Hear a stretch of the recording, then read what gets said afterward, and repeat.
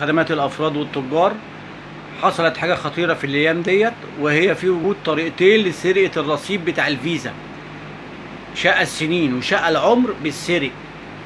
طريقتين هقول لك عليهم وانت حرص على نفسك، والحمد لله معظم الناس فاهمه. اول طريقه وتاني طريقه قريبين من بعض. اول طريقه يبعت لك رساله يرجى تحديث بياناتك مع البنك. بعد ما تجيلك الرساله بيبعتها على الرقم ده، يتصل بحضرتك يقول لك احنا البنك وعايزين نحدث بياناتك عشان الفيزا ما تقفش، وعايز منك 3 حاجات. الحرامي بيطلب منك 3 حاجات. اخر ايداع كان بمبلغ كام، ومنه بيعرف الرصيد تقريبا بتاعك. تاني حاجة ال16 رقم اللي موجودين على ظهر الفيزا. ال16 رقم الموجودين على ظهر الفيزا.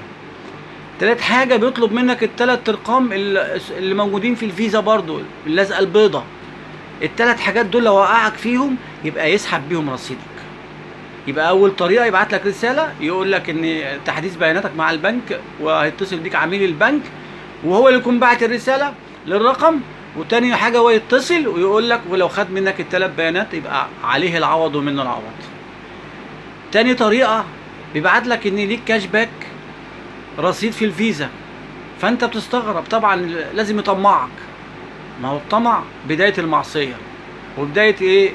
ان العقل مبقاش مركز. يقول لك ليك بعد كده بيتصل حضرتك احنا البنك وفي كاش باك ليك وعايزين نتمم معاك البيانات عشان يبعت لك الكاش باك ال5000 ال10000، ويسألك عن ال3 حاجات بالطريقة.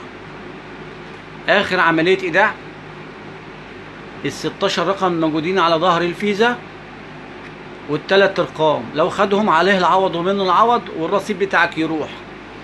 عمليات النصب دي موجودة دلوقتي الحمد لله. انا سمعت فيديوهات لناس تانية وهم مسجلوا مع الحرامي، وفي الغالب بيتصل من 010. فالفيديوهات ديت قلت في ناس عندنا ما تعرفهاش. معلش معلومة مهمة، تديش بياناتك لحد.